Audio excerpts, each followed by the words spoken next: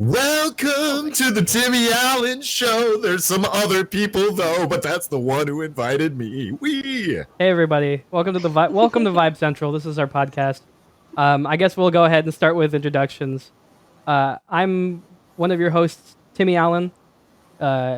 Next up is our boy Chase. Chase, go ahead and introduce. You can hear him in the background yelling, "Hey!"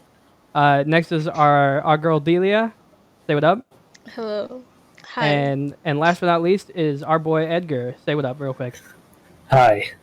And including and joining us today is our special guest, TheFilthyJester. Give it up for the Filthy Jester. What you got on that skin? Say. Oh my god, I'm offended. Today's the first episode. Obviously, we're trying to start this off pretty well, and I figured, what better guest to get than TheFilthyJester? He is a hilarious Twitch streamer, a brilliant musicianist man.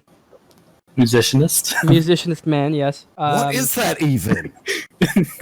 Sign me up. I'll start my own genre. Musicianist. I am a musicianist. I'm a proficient musicianist. And A real word. if I'm not mistaken, you do also work on sketch comedy, right? I run the gamut, yeah. I do everything: production, directing, editing, acting, voiceovers, writing, poetry, music production. Poetry. Oh, I'd love to hear some Jester poetry. Damn. You've heard it on stream many, many times, because off the top of my head I am able to rhyme. Sublime, I say. You might want to sway, but don't come again around this way. Wonderful. Whoa. Incredible. I am flushed and wet. I am blushed and set. Oh god. Oh, devil. All right. Oh man. Well, I figured before we get into any regular talk, like Shut up, Spray! Spray throwing emotes in the chat. I figured before we get into like any topics, specific topics, I figured we should just find out a little bit more about you, Jester. You know, just kind of figure out like what you got going on, all that stuff. So we're all gonna throw some questions at you, kind of interview style, see what happens. Okay. How much time do I have between questions? As much time as you need. Okay. How much can I win? How much can you win? How much can I win? Okay, so I think grand prize right now is 30,000. That's assuming you answer all the questions correct. 30,000 what? 30,000 Robux. Robux. Rebels. Yeah. Rubles. I'm half Russian. Okay. Yeah. Okay, so first off, obviously, being a content creator, you're constantly making stuff and creating stuff. So I just want to know, what kind of projects do you have in the works right now? Anything exciting that you're like really pumped about? Yeah, there's actually a ton of shit which I unfortunately can't disclose most of. Okay. Ooh, surprise. But well, I mean, it's just so the thing about content creation is like, and for me personally, I believe I have very, very, very good ideas, and I have executed very, very, very good ideas. So I'm hesitant, just like the entertainment industry. If you put an idea out there, you know, it's if you don't, you know, protect yourself, it can get stolen and so on and so forth. Right. And the views that I have in regard to interactive entertainment, I believe one huge facet of the entertainment industry that's going to be extremely prominent in the near future is interactive entertainment. It's already, you know, starting to go that way. Of course. So yeah. The you know, the key to all of this for my parents' generation, it was going to drive-ins and being entertained. In my generation, I'm older than most people on Twitch. Right. I'm an old man. Yeah. For my generation, it was like going to the movies and renting VHS and then DVD and stuff like that. So when I made this career move, I saw that you know, these people coming into the rooms and the way they were interacting, and it was like, oh, kind of moment for me. I saw such a vast potential in how to deliver entertainment to people and make it interactive. And I'm talking beyond, you know, the days of people going into a stream and just watching someone play a game. Yeah. That will always be a thing, but it's going to become more and more rare when the entertainment industry as a whole realizes the potential in interactive entertainment. There's going to be professional productions coming to Twitch. They're already here, but I'm saying like in a different level. These are all like educated guesses. I don't know this stuff, but I believe these things will happen. Right. So the things that I'm working on are kind of in that capacity. And if I say the wrong thing, someone who is better and more capable than me could really, Impossible. yeah, Right. no, that they're makes out sense. there. Trust me, there's fucking plenty of them. Yeah, for sure. I've seen plenty of people who just straight up steal content like all the time, and it's Well, I mean, so here's the thing. This is the thing that we're dealing with content creation is most of the people in content creation are not professionals, right? Right. So and then ones that aren't professionals but are very creative, they raise the bar a little bit too, right? Of course. But the people that are going to be flocking in the next few years are like, you know, the paid professionals and paid professional productions and so on and so forth. Like my belief is Twitch or a likely platform is going to basically be the next television as was the 1950s. You know what I'm saying? Like that's I just believe this. Yeah. And it's going to be contingent upon what people do. So to bring that full circle,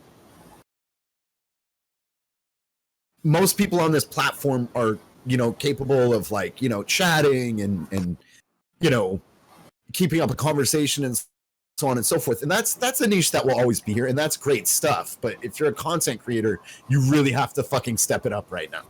Exactly. Because not only that, and I know I talk a lot, so I'm going to cut it off after this. But yeah, you're good. not only that, the crisis going on with COVID right now, like how fucking, I mean, it's not really ironic. I mean, it's very fitting that people are gravitating to this platform, and it's going to change things. Like if COVID didn't happen, I believe the same things would happen. Now I just think we're on a fast track, and I think different things are going to come of it as well. There's going to be so many fucking people flocking to this stuff. Yeah. Yeah, that makes sense. That makes a lot of sense. Yeah, definitely. What's it called? I've definitely seen like a very high increase in like high quality production content on Twitch. You know, your stream definitely is one of those. There's also like some of those bigger streamers. They're doing some crazy stuff on stream.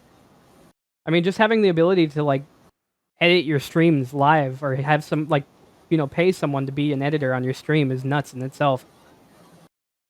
But it shouldn't be. Like, I get it and I agree, but I got to tell you something. Like, if things go very well for me, like I want to be self-supporting at this thing, and I'm very far from that. Like Right. people are like, "Oh, you're a big streamer." I'm like, I am not a big fucking streamer, dude. But you know, I'm growing, which is great. But like I am so far away from like partner and being self-supporting and stuff like that. That's the truth. But if there ever comes a time, like what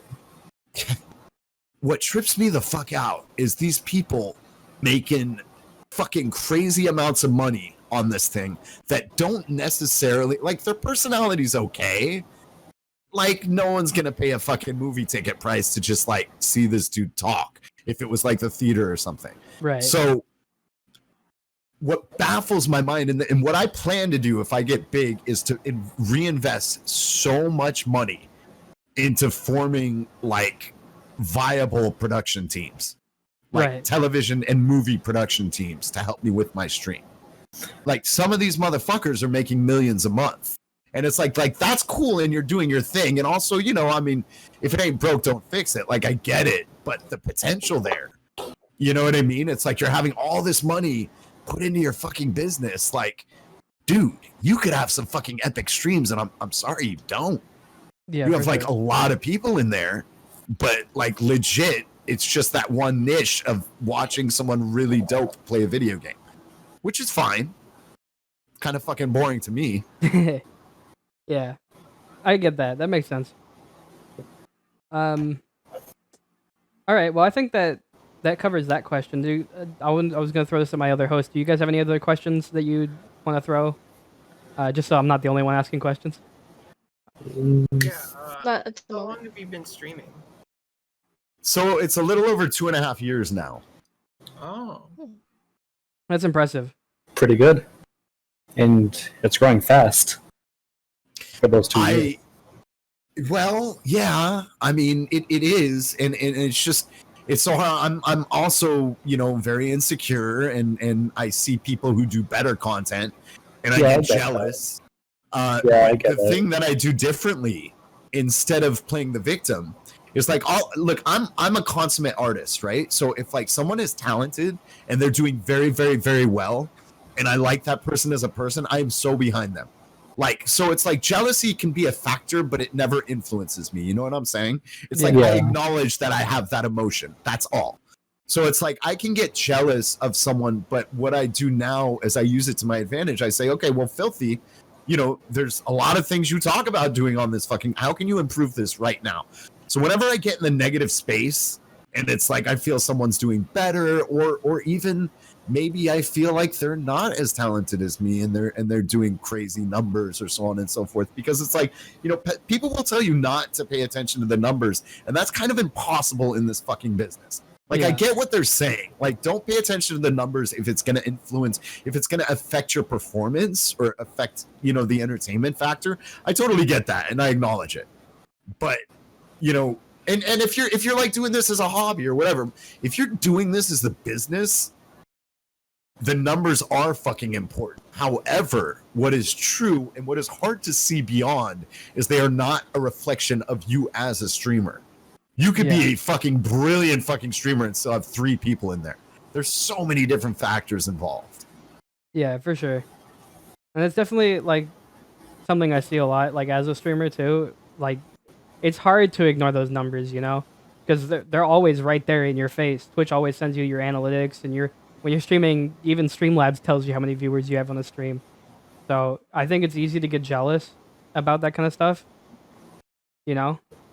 100%. And again, the key is to know what is true and correct, and it is you're not a reflection of those numbers. You know what I mean? It's like there's just so many fucking factors, and it's hard. I'm talking to myself too.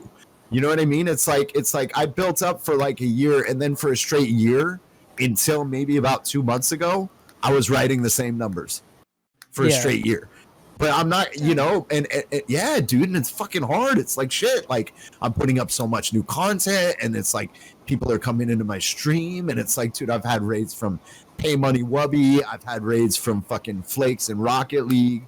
I've had some fucking massive fucking raids, you know. The great thing about those is like you get 1,000 people, you know, and it's like 2 or 3 will keep coming back out of that 1,000, which I realize is still pretty fucking good, believe it or not. Yeah, but it's crazy. Yeah. Oh yeah, sorry. Go ahead, Chase. No, you're good. Right. Hi. Let me turn Chase up too. He's a little quiet.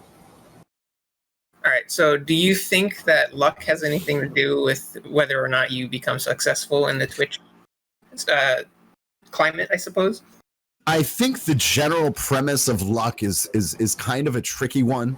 I think in a realistic sense, like, luck plays a part with everything. Then there's these other, you know, sayings that, like, you know, there's no such thing as luck. It's when opportunity meets preparedness, which, you know, is also true as well. But let's face it, there's chaotic energy all over the universe, right? So in regard to your question, yes, I think luck is a huge fucking factor. Even if you're doing like just crazy work. I mean, like, you see these brilliant fucking people on Twitch, these absolute brilliant people on Twitch who've been like resting for, like, I've heard about these guys. They'll be resting for like 25 people for like 2 or 3 years. And then they have a marketing problem, as do I, to a lot of us. You know what I mean? I just can't jump on the boat and just like be fake on Twitter and shit. Like, just fucking hate that shit. You know what I mean? Like, I'm always just going to represent my brand, whether that gets me fucking banned or not, which it very might will. It might even get me canceled. But yes, I think that luck plays a factor, but it's also like there's another side to that. As with the majority, with I'm sure all businesses, I speculate tenacity is a crucial part. Tenacity on Twitch is a hugely fucking crucial part. So if you are consistent with the schedule and tenaciously, doing your shit, right? If your shit's good, it's gonna light up. Yeah. You know what I mean? Like, eventually it's gonna light up. So in that respect, like, yeah, luck is there. Maybe it's a timing thing or so on and so forth. But look, if the product is dank and you stick around long enough, eventually, whether it be even 1,000 years, let's say, something's gonna happen. In a platform like this, a lot of it you're gonna make your own luck, right? Like okay, so I would say that luck factor that you're talking about exists much more so to the people who are merely streaming fucking games, and for like 6 or 7 people, someone comes into their stream and they're like, "Hey, how's it going?" And that's it. Yeah, then that motherfucker got to get lucky, and he ain't gonna hold the crowds either. Yeah. You know what I'm saying? Like, he'll get lucky with like a huge raid, and then he's back to 6 or 7 people. Why? Well, that particular individual is doing a lot wrong. Right. All right, that makes sense. I just like to point this out real quick. Chef Nitz came in the chat and said people just like to see Jester smack his ass. Do what? When do I ever do that? What? I don't know. It's weird. That would be What a weird comment. Weirdo. Who's this Chef Nitz guy? I don't know. I've never heard of him before. Weird. Maybe you should do that on one of your streams. Weird. That's a great idea, actually. Dude, that would be like a cool thing to do for subs. Yeah. Like maybe if I could put both legs behind my head and spank my own ass and improv someone a song. What a novel fucking idea. Yeah, it's a good one. You just gave him content. Someone's gonna steal it. Oh no. Yeah, Sorry. I don't think any of my other hosts have seen your content before, Jester. oh yeah, I definitely haven't. Sorry. I haven't seen it. All I watch is your content. Yeah. I wouldn't Sorry, suggest Timmy. it. No, it's cool. It's not for the faint of heart. We'll say that. Oh man. Yes, that's a good explanation. Not for the faint of heart. Absolutely true. We'll see. Then I'll totally watch. Are there elements of psychological horror in your streams? I'd say we kind of have it all. Gore. That's Yeah, absolutely everything. the truth. No, actually, there's no gore in the stream. No, Sorry, man. not yet, at least. Yeah, no, that's not really good. I don't think that's going to be a thing. Yeah, no, for sure. It's never appealed to me too much. Yeah. Like, I get it. Like, I can see how people get fascinated with that shit. But, yeah. Oh, and especially, I think, on I Twitch, get that's it. a no-go. Yeah. Oh, absolutely not. I don't think that would fly on Twitch in a million years. No, I don't think so. I think honestly, Jester, you probably barely get away with half of the shit you do. Bro, like, my Dude, what stream do you is do? all fucking TOS, dude. My shit is all TOS. But I gotta tell you something. It's also arguable. Yeah. Because like, here's the thing. Like, a lot of things I do for parody. So Okay. I got banned last year, right? And it was kind of a ploy. Like, I used a pocket pussy as a phone. What's a pocket pussy? What's that? It's a fleshlight male sex toy. Technically it was more like a fleshlight. It wasn't really a pocket. A pocket pussy, apparently, you could put in your pocket and fuck it like a pussy. Okay. So it's like a portable flashlight. It's the pocket pussy. Yeah. Pocket. Base. So basically, these guys were. Everybody in my stream was talking about masturbation and good, ways of doing it and so on and so forth. And the last person, I think it was Nitz. Maybe it wasn't Nitz. I don't know. But someone was like, "You got to put 2 bed mattresses together in a bag, gelatin, and stick your dick in that and start fucking in between the mattress." And I'm like, I fucking had enough. I'm like, you guys do what you gotta fucking do. And then I pulled it out, of my drawer, and I was like, gotta fucking, it's on Amazon, you gotta fuck it, and it's got a mouth, and it's got a vagina, and it got like 2,000 views, and then some trolls. You're always dealing with trolls. Trolls came in one day, and I was like, look, do you guys really want to get me banned? Because it's not working for you right now. And then I posted the clip, and I was like, if you really want me banned, report that clip. And apparently they did. Oh, wow. Right? So I got banned for 3 days, and then I had my crew. I was like, okay, guys, this was partly intentional, and if you want to, just start blowing up on fucking on Twitter, you know what I mean, about like the unfair banning and stuff like that. So like part of it was a ploy as well, like, you know, negative press is good press, and this wasn't particularly negative. This was something funny, and you know, not to mention the world is so overtly politically correct that someone, you know, in entertainment can't take out like a fucking, you know, vibrator or whatever the fuck it is and just, you know, fuck around. It's absolutely ridiculous. Like it's that's another tangent we can talk about, but you know, just you know, we've become our own thought police, dude. Yeah, it's crazy, absolutely fucking crazy. But anyway, like in that regard too, like if I was to go to a court of law on that shit, I'd be like, oh, this is actually, I was utilizing that for parody. Not only that, Mr. Bezos, Exhibit A, this is your product, sir. So like, technically, I could be selling your product on your platform. Yeah, for sure. Anyway, I think I'd have an anus to stand on in that case. I think so too. Yeah. So yeah. Well, I think my stream is a bit of a whole psychological horror. Anyway. Yeah. Lycos calls it kink. Yeah. That's Lycos though. You know Lycos. Oh. Well, yeah. Next question. Yeah, for sure. So one thing I was wanting to ask, because I know you used to do 7 inches. Wow. Wow. Wait, what? That's that's the size of your pet turtle, right? Yes. Yeah. DJ the turtle. Mm-hmm. Oh, Snapping. That's a long ass neck there. He's a snapping turtle. Fact. wow. What a turtle. What an absolute unit. Turtle. He likes the bogs. The bog turtle. He likes fishing in a bog. He likes eating carrots like a shark. It's TJ the turtle. Oh, nice.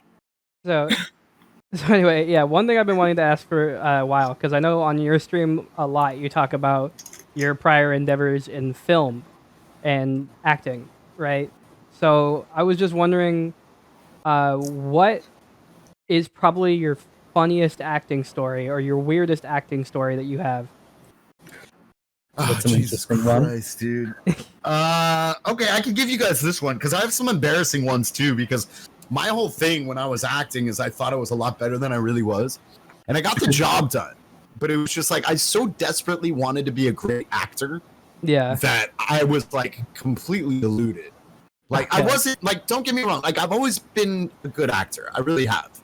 But there's definitely been embarrassing moments where, like, you know what I mean? Where it's like, no, you were not good doing that.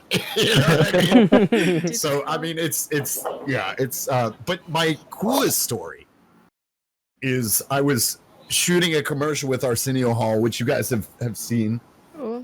And we you know, we just started going back and forth on stuff. And the director was like, okay, guys, because the cadence was so good between me and him. Like, he choked me, I choked him. We started, like, doing some Coming to America kind of shit. It was really fucking cool.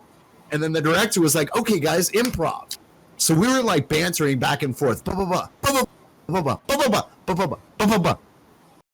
went into a beat, and I went into a rhythm at the same time. Oh so my it was like without missing a beat, and everybody's jaw dropped on set. Our jaws dropped too. Like, we were like, "What the fuck just happened?" Like, this was honestly, dude. Like, this was like the kind of magic. Like, it was just fucking weird. Like, literally, we went into a beat and a rhythm separately at the same fucking time. That's how in sync we were. Damn, that's sick. paranormal. That's pretty cool. That's a little paranormal. No, it was great. It was fucking crazy. So that's probably the craziest, coolest thing that I've had happen on set. That's sick. That is I wish- absolutely crazy. I wish I had more acting stories, but I was only an actor for like a little bit, and then I stopped because I was garbage at it. Yeah, I'm glad I found this instead, to be honest. Well, I mean, like this just so you know, like this was kind of a way to get back into the industry as well, right? because everything's about social media now, right? Yeah. So I mean, it's not, but it is. So I was figuring like, hey, if I can get a big following on this, that's my ticket back into the industry. So I'll always love acting and so on and so forth, but I gotta tell you, you know, especially with the amount, like, it's the worst profession for me in regard to the level of anxiety that I deal with. Right.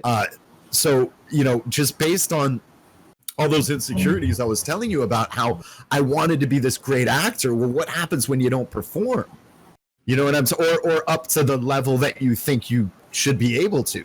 You know what I Yeah, mean? Like I said, I always got the job done and I was always pretty good, but like, you know, so anyway, but beyond that, I have intense anxiety disorder, among other mental disabilities as well, like a ton of them.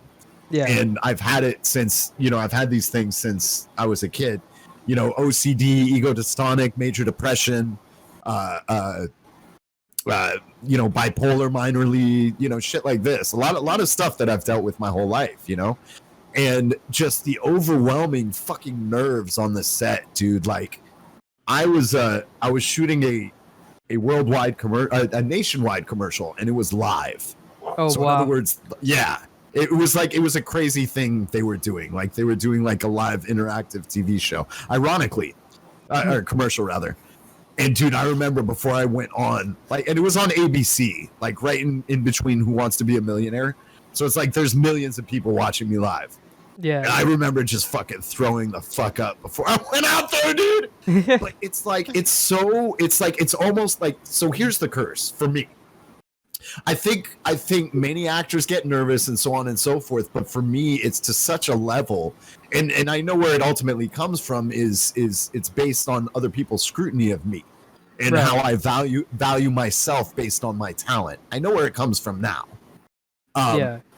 But it's like the anxiety would get so fucking bad. Like, there's been plenty of shoots where where I remember this one shoot, I was on a show on WB, and the director's like, hey, Filthy, are you a little bit nervous? And I'm like, yeah, you know, because it's like I was shaking and shit. It's just fucking awful, right? So it's like, after a while, it's like, dude, is the anxiety like fucking worth it? Like, you know what you can do, you know where you can go as an actor, you know you're proficient, you know you get your shit done, but Jesus Christ. Right. I mean, it's like, it's so like almost unbearable, but that's the curse. I have to fucking perform. Yeah, for sure. I'm cursed. I have to perform. I can't, you know what I'm saying? Like, it's always been like that. I have to fucking perform. And that's also why Twitch has been so good to me too, because it's like, I can kind of chill being in my own home. You Right. understand what I'm saying? Like, there's a lot less of that shit going on. Yeah. Understandable. Yeah, I definitely get that. All right, we're getting up on the 28-minute mark, and I know Chase has to be getting out of here at like 5. So, let's switch topics up a little bit. I have this written down somewhere here. Hold up. I'm just gonna. I think what's the next topic? Is it games? Video games? Yeah. Yes, sir. Yeah. Okay. So video games. What's it called? Jester, you recently just got me into Rocket League. Yeah, bitch. That game is a lot of fun. It's fucking addictive as fuck. It's an allegory for life. 2 steps forward, 1 step back. Go ahead. Indeed. Yeah. It's such a cool game. I think, what's it called? I'm garbage at it, but like I'm still having fun with it, which is something I think is really great when you're trying to get into a game. You know, if you can play a game where if you're bad and still having fun, then it's a billion times better than a game where you're bad and you're not having fun.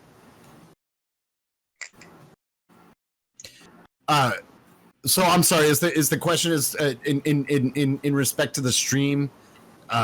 Would I play something I don't like as much so the stream goes better, like business wise? What was your Yeah. question? What was your question? Well, I was just trying to switch the topics up so we could get like a new conversation rolling about like games in general. Yeah, so I mean, it's like when I play, there's a lot of times it's like, so it's a balancing act, right? Right. I happen to fucking care tons about my community, like, and I know other streamers do, and I think my community feels that from me. Okay. It's like I do care about these people a lot. So it's like for me, like part of the joy is giving these guys what they want. And that's why I'm always asking, like, hey, what do you guys want to do tonight, so on and so forth. On the other side of things, it's always a good idea to be organized and, you know, kind of dictate the action for them as well. Yeah. I would say, you know, it's always paramount to do something that you're going to enjoy, because others will enjoy that vicariously and, you know, with you as well. Right. But sometimes it's like I will make calls sometimes where I'm like not going to be too into playing something, but everybody wants to play it. Like sometimes like I won't be on Jackbox, but there's like 3 or 4 people who want to play it, and I'm going to have a good time anyway. Yeah. You know what I mean? It's like I've got so like Rocket League is like very like meditative for me. Yeah. Right? It's like a meditation. Like, so, you know, when I'm streaming Rocket League, I'm able to drop philosophy with you guys, and we can banter really fucking deep, you know what I mean, and stuff like that. Sometimes I've got so much going on in my life, and that's another thing that you know, my community is very special. There's a lot of really considerate, intelligent, absolutely. wonderful people in there. But you know, I think a lot of viewers, especially, and not necessarily in my stream, but a lot of viewers, especially generally younger viewers, are, you know, gonna have a lot of expectations from streamers, right? And I mean, as well, some of them should. Like, if you're paying a fucking subscription, yeah, that motherfucker better be moving. You know what I'm saying? Yeah. Like, Indeed. I mean, it's $5 a month, but like, so is Netflix, pretty much. You know what I mean? Like, think about that, right? It transcends support, and it's going to keep transcending support when you know, more and more Twitch streamers realize the you know, amazing impact of delivering something great for a subscription. You know what I'm saying? Because it's not there 99%. It's all about support, which is cool. Like, support your dude because you enjoy talking with them and stuff like that. But on another level, like, support a streamer that's giving you like just this fucking crazy entertainment, you know? Yeah. So like I said, like I've got so much going on in my life, and I've become better at handling stress and so on and so forth. But sometimes you just want to motherfucking play Rocket League, and you're scheduled to stream. You know what I'm saying? So it's like, okay. So and not everybody in the stream is going to like that, you know, and your numbers are going to take a hit and so on and so forth. But the good news with that in my regard is I knew that I had a product within the Filthy Jester that was very diverse within itself, so I could be a fucking variety streamer. As far as people trying to like just do one game, I think it depends. I like your Team Fortress idea. I think your shit is good. Yeah. But I you know, you got to be careful as well that if you guys are only doing one thing, that if you guys ever feel like changing anything up, you know, it's possible the numbers are going to take a hit too, because, you know, whereas if you set a different precedent from the beginning, you know what I mean? But again, it depends on the stream. It depends on the streamer. Yeah. I mean, I try and I'm a chaotic motherfucker, so I like doing a bunch of different things anyway. Yeah. In fact, I'm gonna fuck, I might even do it tonight. I don't know. Like, I have some amazing notes from film school in regard to, and I had some really like special teachers in regard to editing. I know enough about acting myself, but editing, directing, producing, writing. Oh God, the guy I took writing from produced Scream. Oh wow. Really? Yeah. Wow. Yeah, he produced Scream. And I learned so much from this dude. Like, I can't even... I would just take fervent notes and just be like, okay, I'll decipher these later, and it's still at that point. Yeah. I think I'm gonna share some of this, depending, you know, on what people want. But if they want some like entertainment industry schooling, I've got some really good notes. Yeah. Huh. That's really interesting. Good to know. Yeah. Valhalla in the chat brings up a really interesting question here. He says, Have any of you tried the new Marvel Avengers game? The one by Square Enix, I believe. I No. haven't. I was wondering if maybe you guys haven't. It looks good, but I haven't played it yet. What about you, I- Jester? Have you given it a try, or are you gonna give it a try? So my boy Samron, he was trying to play Avengers and he had to cut like everything down, and I don't know if that was because of his system or what, but I think I saw it on a couple of streams that people were having trouble with it, and the cut down versions, the graphics didn't seem as, I don't know, it's like I don't know.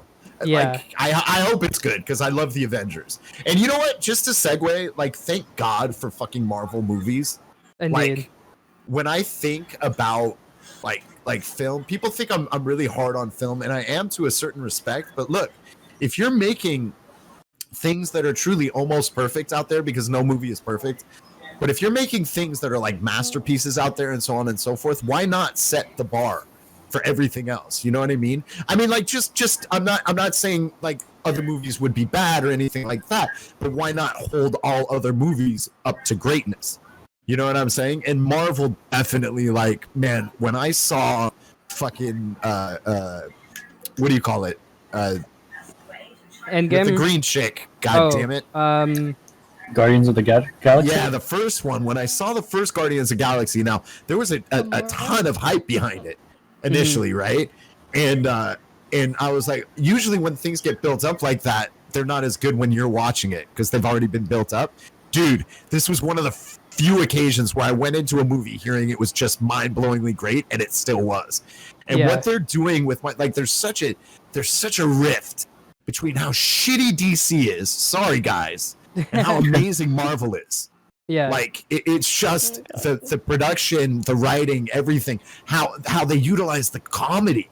You know, like that was a very, very powerful fucking trope that they utilized in these things. But anyway, I wanted to give props to Marvel because it's so rare that there's so many like great things out there.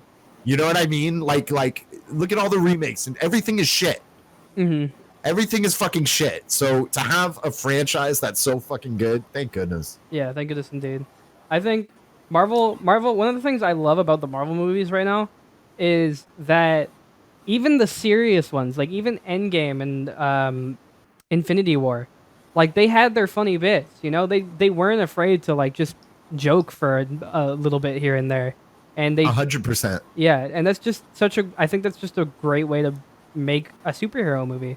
Because it was very novel, right? Like it was very like I think this was the first, I feel like this was the first time that they did it in this fashion. It's like the style of humor they have really fucking works. Yeah. And it works without shaking the narrative at all. Exactly. Which is fucking bomb.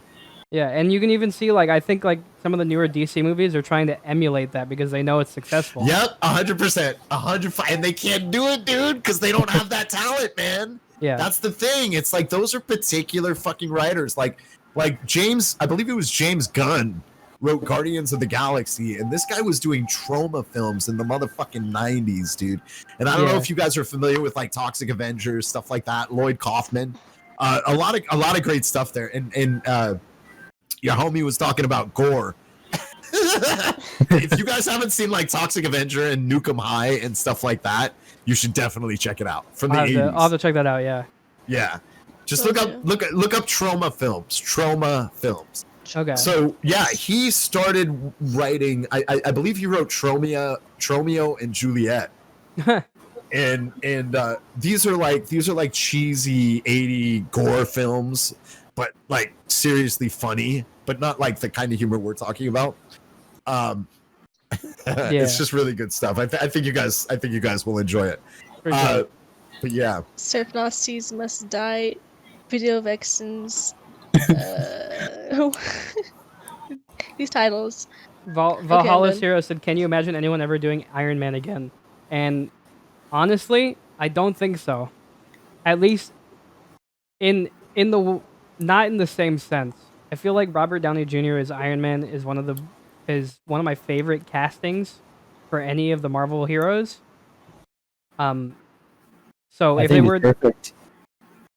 yeah, if they were I to, completely agree. if they were to do it again, I feel like it either have to be a completely different take on the character, or Right. it just have to be a reboot with Robert Downey Jr. Remember the Joker. And remember what people were saying after Nicholson. After I was saying, before I even fucking knew the caliber of Heath Ledger, rest in peace, dude. Yeah, Before I knew the caliber of this guy. And then, see, acting to me is about diversity in roles, right? Like, you can have charismatic actors, right? Like Schwarzenegger, you believe him as an actor. He's not a great actor, right? I mean, he's got like cool reactions and stuff. Like, he's so fucking charismatic, and that's natural charisma, right? So there's different things that happen with acting.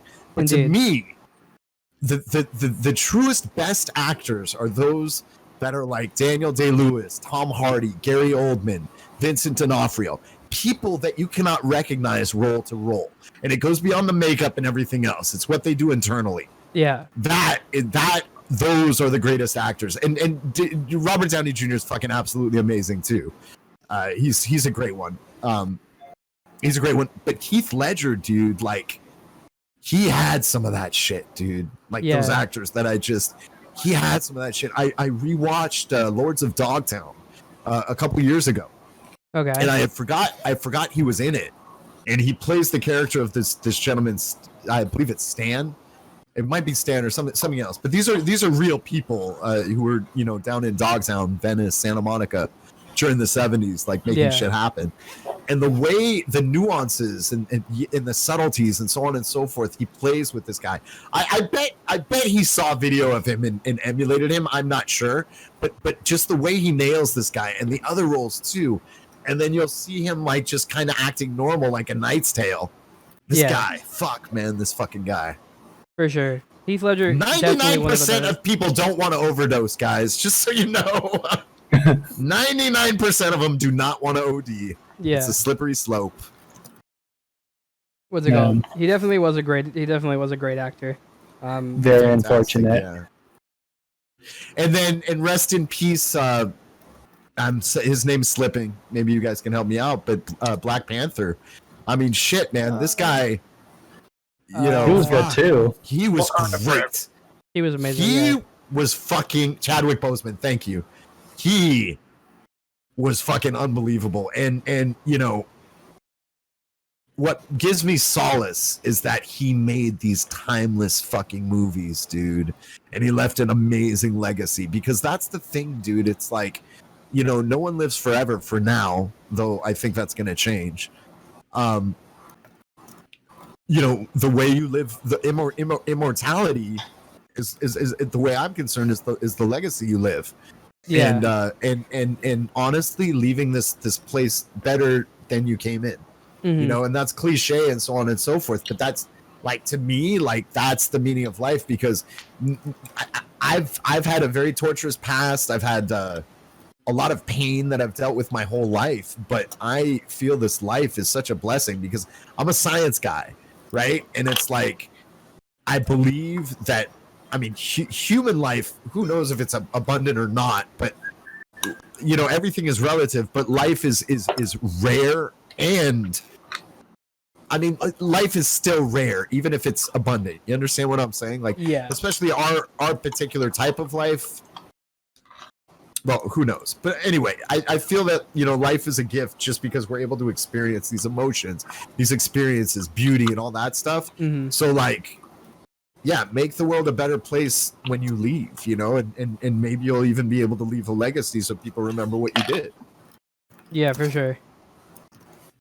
Definitely Chadwick Boseman. I think he was a really good actor, and he left a really good legacy. It's still crazy to think that he was battling cancer while filming these movies, and he never knew. That was another. Well, did he know? He didn't know? No, he knew. Like, I think he knew pretty much the entire time he was filming some of his newer That's movies fucking before he powerful, died. dude. It's so powerful. That's an artist, dude. That's an artist right there. And again, someone with this disposition, like, there's a reason he's being quiet about that. And my true belief is that it's humility because he wanted to deliver the best thing for the audience, and probably also wanted to be left alone about it, and so on and so forth. Who knows? But I do see. It makes me feel that there was a lot of humility behind that decision. Maybe there wasn't, but I can tell he was a humble guy. Yeah, for sure. Speaking about performances and acting, what did you guys think? I recently watched this movie with a couple friends of mine. What did you all think of Uncut Gems with Adam Sandler?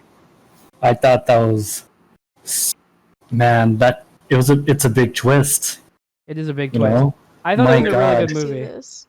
I thought it was a really good movie. I think, what's it called? Adam Sandler definitely did a really good job as his character. And I thought it was really well directed and really well written. But it's just such a weird movie where like that kind of thing can come out nowadays. You know, What's it about? Uncut Gems. Yes. It's about. Okay, so basically, to summarize it without spoiling anything, Yeah, don't spoil. it's about a guy who makes a living selling like jewelry. Like, I don't know if it's counterfeit jewelry. It might be. And he basically is just going through a hard time in life, and that's like as much as I can say about the movie without like spoiling too much. I think. For me, I talked about this on stream, and someone came in and they were like, "Oh man, yeah, I didn't really care for it," and it blew me away because, and I use this so sparingly, but to me, it might not be. I'd have to rewatch it again, but I remember after that movie, I called it a masterpiece, and I'm still gonna call it that now. Mhm. And it's because, dude, I can remember. I can fucking remember. I have hardly had an experience where, see, great writing is tension and release, right? You build up the fucking audience. You make things tense, and then release them you take them on a roller coaster ride. That's great writing. Yeah. Bro, my heart was like going fucking crazy during that movie. Like, I know. and his fucking performance, Adam Sandler's performance. So like, here's the thing. And people really don't like when I say this, but I don't like, they're funny and they're funny in a cute way, but like old Adam Sandler movies, like I don't care for that much. I like stupid humor. Like I just watched Yellowbeard the other night, but that was fucking Monty Python as well, kind of. Yeah. And you know, I like highbrow British, you know, Spinal Tap, shit like that. I love that stuff, right? So, and I like weird, zany, Adult Swimmy type stuff too. But the Adam Sandler stuff, I just thought it was just a little too lowbrow. A lot of the movies, there's funny stuff. Like, don't get me wrong. So for the most part, I've been like, I've kind of taken him as like, you know what I mean? Yeah, he's an and actor, the other Punch Drunk Love. When I saw him in Punch Drunk Love, I was like, no ifs, ands, or buts. That guy did phenomenally. And when I saw him in Uncut Gems, I was like, thank God, because apparently he's a very nice guy as well. Like in real life, like apparently he's like the sweetest. He will talk to a bum on the street. Like he's just very down to earth, and I can see that about him. Mm-hmm. But dude, this motherfucker in Uncut Gems, dude, fucking, he took me for such a ride. It was one of the most brilliant performances I've ever seen. Like legit, like so good. I love that movie. I thought it was fucking great. Yeah, I feel like, what's it called? That movie made me think a little bit because, like, obviously Adam Sandler has always been known as kind of like the funny guy, and then that movie I think really showed like how much potential he actually has as an actor. And so I wonder now, like, what other actors that are like only the funny guy or only the serious guy could like branch out into other genres and do well. So this is a question that I've been dealing with my whole life, because that's what I wanted to be recognized as, the first one to do that shit. And I know it's very egocentric, but again, this was a long time ago. Mm-hmm. And like that, because I knew I was capable of doing my dramatics more professionally than my comedy, and people would laugh a shit ton at my comedy. My dramatics are much better. Yeah. So, and I haven't seen some like even like Robin Williams is fucking brilliant, right? Brilliant fucking comedian, brilliant fucking actor, brilliant serious actor. Mm-hmm. But it's like it's and he, like, don't get me wrong, like he's a flawless serious actor, but to me his comedic performances outshine his dramatic performances. Okay. Yeah. I feel the same about Jim Carrey. Like he's a great serious actor. You know what I'm saying? Mm-hmm. But I feel like his comedic performances outshine, like proficiency wise, outshine his dramatic performances. Yeah, I feel that. I think there's a couple out there that have actually done it. I would love to see Sacha Baron Cohen in like something. Like I heard like he was in this one little spy movie or whatever, but I heard it wasn't that great. There's a couple actors out there who have fucking done it. You know who's amazing is God, the guy from Kinky Boots. I haven't seen the movie, but he's it's hard to pronounce his name, but he was also in Serenity as the black dude. God, he's so fucking brilliant.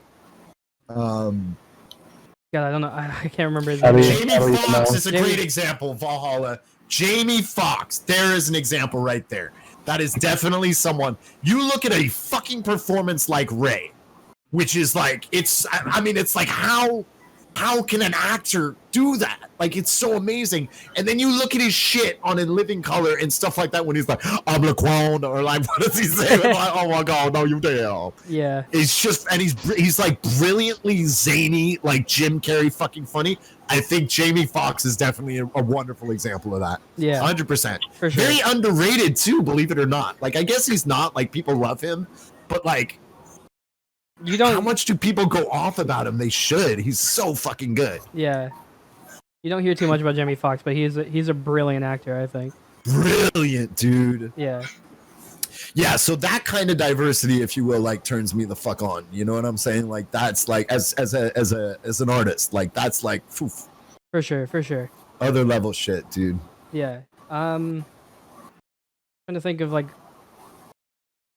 what's it called? Other movies that I've seen recently. One thing I wish I'd see more, specifically, jumping back to the Uncut Gems thing. I'd love to see more movies nowadays that are more art pieces like Uncut Gem is, because I fully believe that Uncut Gem is an artistic masterpiece, right? Yeah, I agree with you, man. Yeah. It's not easy to make a movie, and if you're making like, it is not easy to make a shitty movie. Yeah. I've made like shitty shorts, dude. Like, it's, you know, and I like to think of myself as pretty fucking creative. You know, it's like, it's not easy, dude. But yeah, I absolutely, dude. I just feel like but here's the thing: it's the mainstream, dude. Like, and it's unequivocally the same throughout all aspects of art. Okay, poetry, writing, music, and the film industry. Right. The majority of the shit that's going out there is absolute fucking crap. Yeah. Okay. Yes. In the mainstream, there's always going to be, if you will, these uncut gems, right? Like, it's especially like it's especially prominent, if you will, in music, right? Like, you can see, like, it's just like 1 year there'll be like 99% of the mainstream music out there is absolutely horrible. Yeah, most stupid people will listen to it, but it's absolutely fucking horrible. But you will get a few mainstream things that are like, wow, that's fucking really good. Yeah. And then sure. you'll get like a lot of underground shit that's good as well, right? But I mean, that's just what it is with art, man. And it's, I feel it's always going to be a relative constant, is that, you know, I mean, you could say it, you could, I would argue, Timmy Allen, I would argue that the art pieces that you're talking about, that more of them suck than more of the mainstream suck. That's true. There's probably a lot of bad. It's just a constant everywhere, dude. Yeah. Oh God, those fuckers that are like, working. Ugh.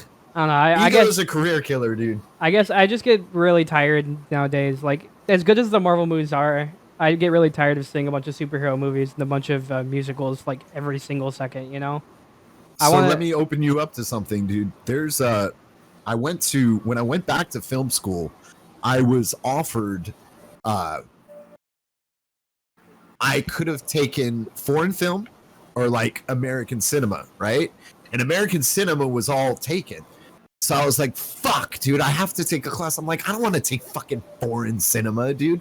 Like, what a jackass. Like, I'm such a jackass for even saying anything like that because I got to tell you, I took that fucking class and there are movies from like the 40s, 50s, 60s with storylines that I had thought of already in a contemporary sense where I was like, oh shit, like I'm gonna write a movie based on the 7 deadly sins, or I'm gonna write something that's Inception-esque, taking place in someone's mind. You know what I mean? Like I was already thinking about the box and these things, and then my professor would show me a movie in the 50s, and I was be like, oh shit, they did that one.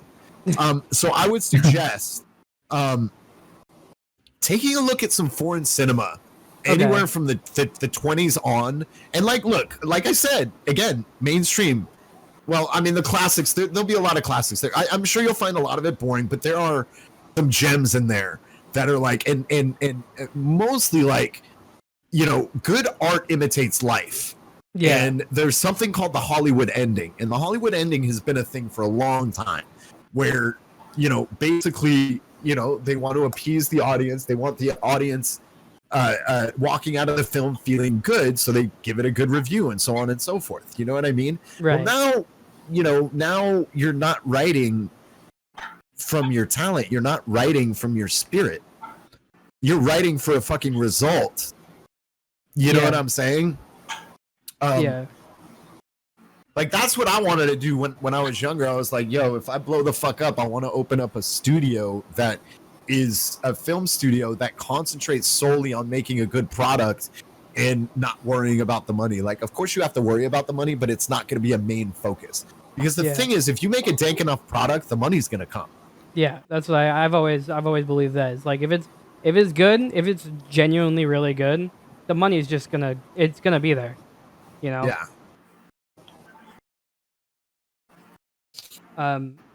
So I think Chase is gonna leave soon. Yeah. Sorry to interrupt, but I really do have to leave. Okay. Anywho, it was nice to meet you, man. Thank you for having me. Yeah, it was great. It was great listening to all your stories. Thanks, dude. I definitely think I'll come check you out later. It's TheFilthyJester. Well, hey. Yeah. It's the Jester. That's me. Yeah, you have a lot of emotion to how you speak, so it's just very entertaining just to hear you right now. So I'm definitely interested now. Jester, that gives you the perfect. I'm pretty out of my mind when I start streaming. Like, there's definitely plenty of this shit. Like, don't get me wrong.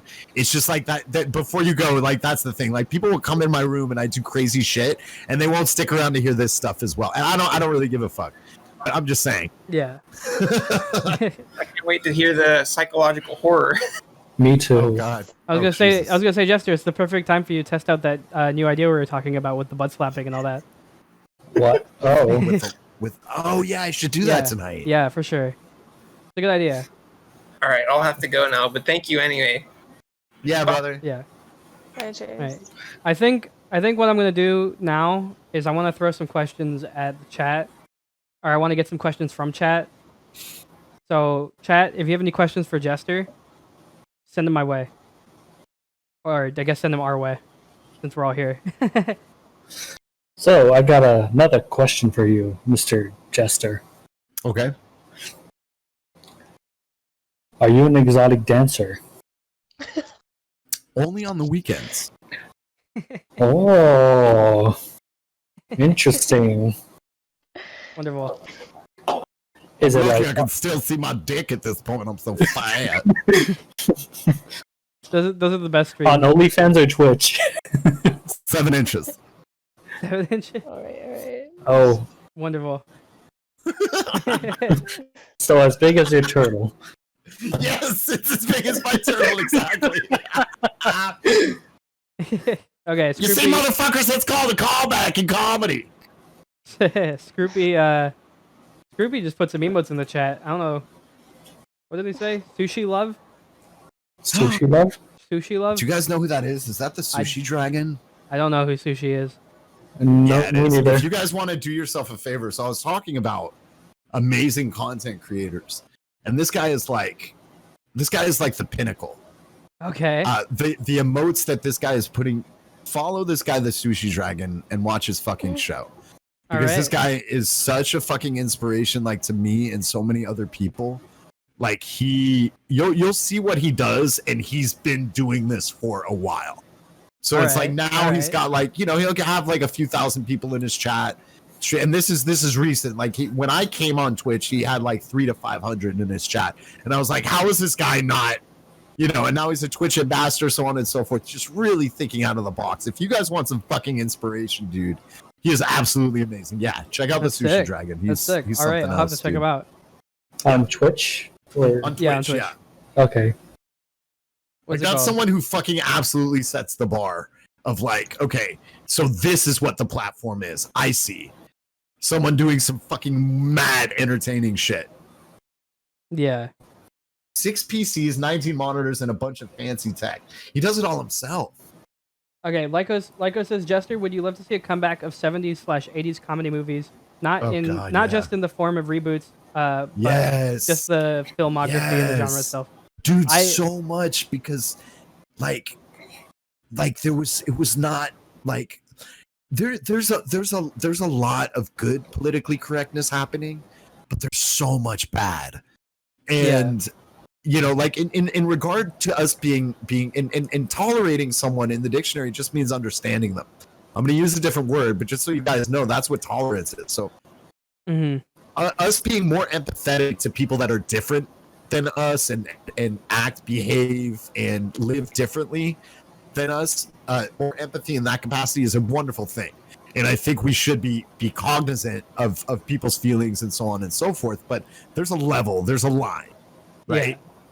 And it's like the things. Okay, so you get a movie like Tropic Thunder. It blows me away. It was made in the age that it was made in, and thank God it was. Thank God those motherfuckers were like, okay, fuck all this noise, dude. We're making this fucking film. It's funny. Yes, it's fucking risque, but whatever. So yeah, in regard to that, like 70s, 80s comedy movies, they had something like the buddy movies. It's beyond just the nostalgia. There was something about the writing. There was something about the movie making which really fucking drew you in. And that's a rare thing these days. And again, like a lot of it in regard to those things was, you know, the writers were more free. Like right now, you're just going to get canceled for, you know, saying something that someone takes the wrong way. Absolutely. Absolutely. It's fucked. It is fucked. But that being said, but that being said, guys, remember that societally, humans tend to sway the other way when they're forced in one direction. So my hope is that the young generation on social media right now, like the real young ones that aren't on social media right now, they're gonna realize like how toxic all the fucking overly PC shit is, and us being our own thought police, so on and so forth. Hopefully they rebel in some sort. You know what I mean? Because they're going to be born into this thing. When you're born into something, there's a tendency for young people to rebel, right? Yeah. Yes. So that's what I'm hoping for. Because I'll tell you, like, I see it, dude. Like, there's I don't know if you guys are familiar. I'm not a conspiracy theorist, dude. Like, I'm someone who has had to force myself to be a skeptic because I'm the first one who wants to believe in ghosts and like all these other things. You know what I mean? Same. But the fact of the matter is I appreciate the truth more. And what I see is I think the biggest problem that I see directly is these like little fuckers coming into the stream or whatever, and they're probably like 11 or whatever, and they're dropping these N-bombs. And they're calling streamers ugly and fat and so on and so forth. Let me tell you why this didn't happen in my generation, because there was no internet for it to happen to. Yeah. And you would not be crazy enough to walk up to someone on the street and say that shit. Okay? Yeah, for real. So this is a luxury they have, but here's the thing. They're able to act with impunity, and it's very scary because my question is, what does that do psychologically to a person? Well, let's just say this kid was just into trolling for like 3 fucking years and just trolled everyone. What does that do to this kid's brain for when he goes out into the real world. Like, he's probably not going to be saying that shit, but what does it do having that ethereal armor around you? I think it just will make him more insecure, you know? Yeah, I think that's something that would, fuck you up in the long run, make you more like worried about like what's it called? Like, oh, what if someone that I said this shit to I run into? Like what like what happens then, Yeah, you get knocked the fuck out. Yeah. A good That's why you example. better fucking say what you mean, dude. Yeah. A good example would be like the Leafy drama, like years back. Yeah. What's it called? Because he's insecure in real life, but through the internet, he's like, yeah. a shit talker. He's been called a cyberbully multiple times. Oh, really? Yeah. Are you familiar with Leafy is here, Jester? I think I've talked to you about yeah, it. I mean, like briefly, and I've done a little research as well, but I don't know too much about him. Like, I mean, it's like, look, you're always gonna be offending people, but like, so here's the thing as well. Like, most of the people getting canceled nowadays, they deserve it. Yeah. You know what I mean? Like, most of them are people who are sexually harassing women, or just doing shitty things, or cats, or just doing shitty things to people, just generally speaking. So mostly it's a good thing. But again, I've been on Twitter when, like, there's this streamer who I like a lot. I'm not gonna say who it is, but she dealt with some harassment from this guy, and I read her whole fucking story, and it was completely fucking justified, right? Mhm. Like, it was just like this fucking scumbag making this person feel this way, and that dude should have been canceled. But it's like some like fucking teenage girls like take that and they're like, well, this is what happened to me, and they'll literally like post a screenshot of some dude saying, hey, what's up, how are you? Like, that's it. I'm not kidding. Like, that's fucking it. And then their fucking cronies get in the message and they're like, I'm so sorry this happened to you. You dumb fucking cunts. You dumb fucking cunts. Because it's dumb fucking cunts like you that ruin it for everybody else. You're ruining it for the people who have been sexually abused, who've been sexually harassed. You're ruining it for those other women because you're trivializing it, making it about yourself, you fuck. Yeah. Sorry. Anyway. No, you're good. You're good. It does. Sorry, It upsets me, man. Yeah, I feel that. Wow. Sorry Good about timing. that. No, you're cool. You're cool. I get passionate, man. Yeah, I know. No, that's like, it's straight facts. It is facts. Yeah. That's like 2020. It's such a weird time, you guys. It's such a weird time. Like, for me, I'm 44. So, like I said, I'm an old man compared to you guys, especially. But, it's interesting because, like, for me, like, after 2000 to 2010 was a haze. So I don't remember much, except for maybe improving with Arsenio Hall and a couple other things. I improved with Mel Brooks as well. That was a fucking fantastic story, dude. Oh, wow. Yeah, it was him, Carl Reiner, and Bancroft, and someone else. And it was so, oh God, it was crazy. But yeah, dude, like, so for me, it's like, the show is there to entertain, but it's like, I know I have a lot of young folks out there, and it's like, I went through so much as a so much shit as a teenager and in my 20s and my 30s, that, like, I believe if someone is receptive to a teaching, that they don't need to go through that experience themselves if they internalize it correctly.